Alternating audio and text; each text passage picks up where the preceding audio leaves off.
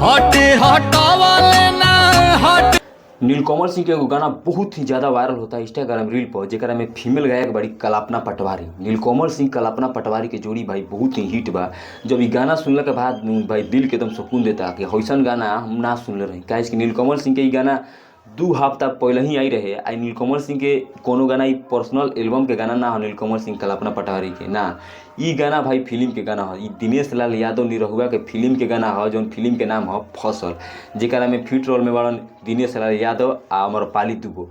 भाई बहुत लाजवाब गाना बा। अब जाके गाना के असली मुकाम मिलल बा। इंस्टाग्राम पर जब छा गेल भाई तो समझ जा कि सोशल मीडिया यूट्यूब पर आग लगाई।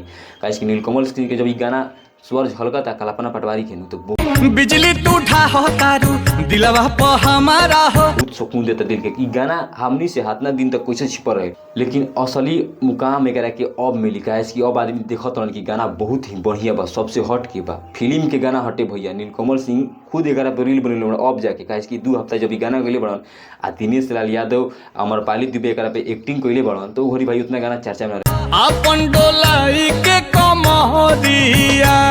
हम खुद जाके यूट्यूब पर देखनी है तो 4 लाख 5 लाख व्यू रहे, लेकिन अभी जाके देखनी है तो 1 मिलियन व्यू चल बा। इंस्टाग्राम पर कोनो भी गाना ट्रेंड होई तो समझा कि भाई यूट्यूब पर ट्रेंड होई। अब बहुत ज़्यादा खतरनाक गाना बाटे, एकदम गाना के प्यार दुलार अब मिलता आ मिली। सब क्रिएटर रील बनावता नहीं करा, बहुत खतरनाक गाना बा भाई। तू जाके रील बनाओ।